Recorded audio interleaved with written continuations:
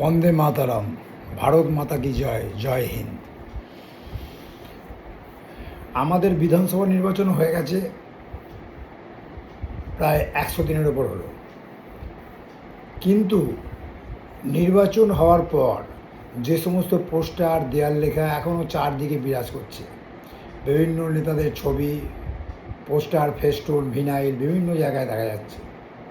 কিন্তু এগুলো আমি মাননীয় মুখ্যমন্ত্রীকে বলবো, নির্বাচনের পর এগুলো সব খুলে ফেলা উচিত এবং মুছে দেওয়া উচিত দেওয়ালে যেগুলো লেখা হয়েছে। এতে শহর কিন্তু নোংরা হয়, পরিচ্ছন্ন থাকে না। সাউথে গেলে আমরা দেখতে পাই ভোটের সময় এইসব চলে, ভোট মিটে গেলে সব খুলে ফেলে দেওয়া হয়, দেওয়াল পরিষ্কার করা হয়, নির্বাচন হয়েছে বলে মনেই হয় না। কিন্তু আমাদের বাংলায় সেই পরিবেশ এখনো গড়ে ওঠেনি। এটা কিন্তু মাননীয় মুখ্যমন্ত্রীকে নজরে রাখতে হবে। চারদিকের দেওয়ালে এখনও সেই প্রাক্তন মুখ্যমন্ত্রীর ছবি, বর্তমান মুখ্যমন্ত্রীর ছবি, আরও নেতাদের ছবি, পোস্টার, নানা রকম লেখা দেয়ালে কিন্তু দেখা যাচ্ছে।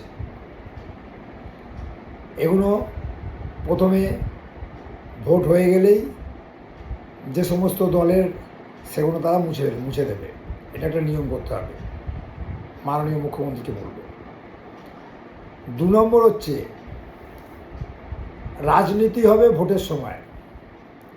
ভোট মিটে গেলে কিন্তু আর কোনো রাজনীতি থাকবে না। এটা কিন্তু আমাদের রাজ্যে দেখা যায় না, যেটা অন্যান্য রাজ্যে আছে। এতে রাজ্যের উন্নতি হবে।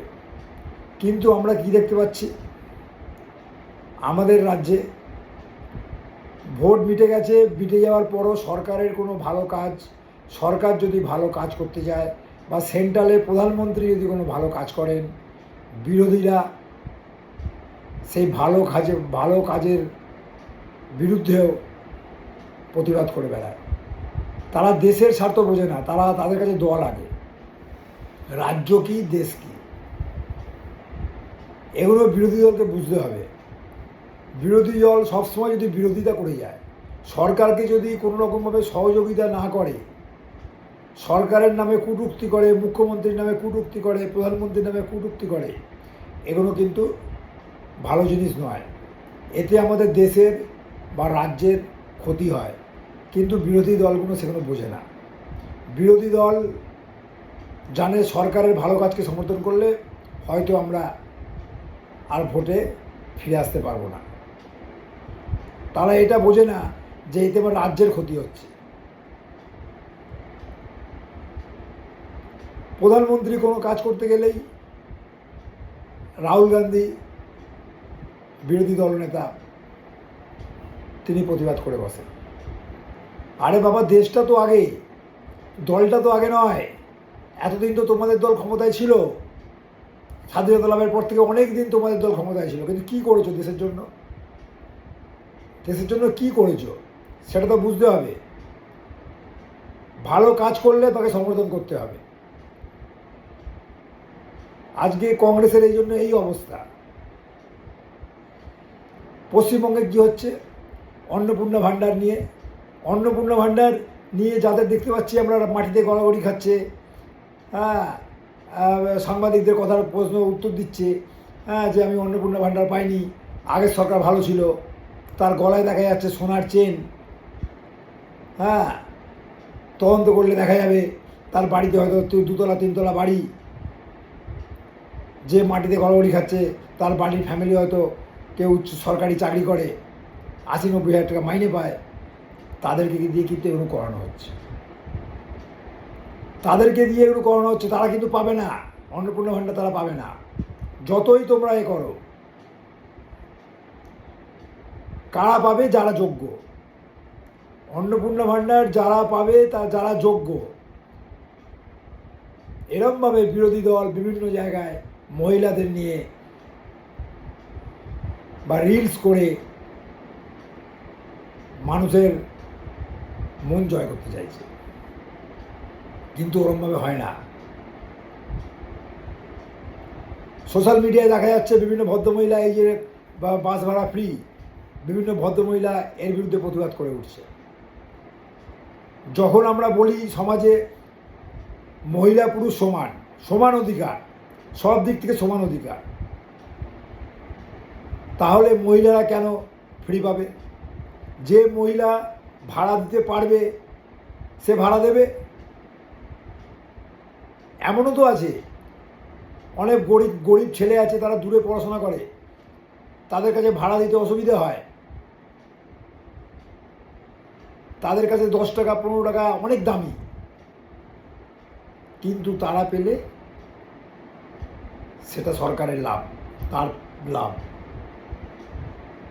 কিন্তু আমাদের রাজ্যের মহিলা বলুন, বিভিন্ন শ্রেণীর লোক বলুন, তারা এটা বোঝে না। এটা তাদের বুঝতে হবে, এটা তাদের বুঝতে হবে। রাজ্যের ভালো করতে গেলে যাদের পাওয়ার যোগ্য তারা পাক। যারা বাস ভাড়া দিতে ইচ্ছুক তারা বাস ভাড়া দিক। আমরা একদিকে বলবো মহিলা পুরুষ সমান, সব কিছু সমান, সমান অধিকার, সমান সব কিছু সমান, সমান ভাগ, তাহলে কেন এইটা হবে? এটা তো একটা দ্বিচারিতা। অনেক মহিলা এর বিরুদ্ধে প্রতিবাদও করছেন, খুব ভালো জিনিস। কিন্তু এটা সরকার তো সব কিছু ঠিক করে দিতে পারে না, এটা জনগণের ব্যাপার, জনগণকে ঠিক করতে হবে। জনগণ যদি সব জিনিসটা ঠিক মতো বুঝে চলতে চায় তাহলে রাজ্যের মঙ্গল। আজকে বিভিন্ন শিল্প পশ্চিমবাংলায় আসছে, এতদিন ছিল না। এই শিল্পগুলো এখানে প্রতিষ্ঠিত হলে অনেক বেকার ছেলে চাকরি পাবে। যারা আজকে পরিযায়ী হয়ে বাইরে, গুজরাট বলুন, ব্যাঙ্গালোর বলুন, সাউথের বিভিন্ন জায়গায় বা পাঞ্জাব, উড়িষ্যা বিভিন্ন জায়গায় তারা কাজের জন্য গেছেন, আগামী দিনে তাদের আর যেতে হবে না। এই বাংলায় কাজের পরিবেশ সৃষ্টি হবে। আমাদের মানবিক মুখ্যমন্ত্রী সে কথা বলে দিয়েছেন। তাহলে আজকে যে অন্নপূর্ণা ভাণ্ডারের জন্য চেঁচাচ্ছেন, তার বাড়িতে যদি একটা ছেলে, তার ছেলে বা মেয়ে কোনো একটা চাকরি পায়, তাহলে সে অন্নপূর্ণা ভাণ্ডারে 3,000 টাকায় কী করবে? চাকরিটাই তো আসল। এটা জনগণকে বুঝতে হবে। উনি দেবেন বলে বলেছেন বলে সবাইকে দেবেন এটা তো বলা হয়নি। যারা যোগ্য তারা নিশ্চয়ই পাবেন, যারা অযোগ্য তারা পাবেন না। 4 তলা 3 তলা বাড়ি আছে, ফ্যামিলিতে চাকরি করে, হ্যাঁ, ইনকাম ট্যাক্স দেয়। এবার তারা যদি বিভিন্ন রাজনৈতিক দল তাদেরকে নিয়ে এসে, হ্যাঁ, বাড়ির মহিলাদের একজোট করে যদি প্রতিবাদ করায়, এটা ঠিক নয়। এটা সবাইকে বুঝতে হবে। নমস্কার।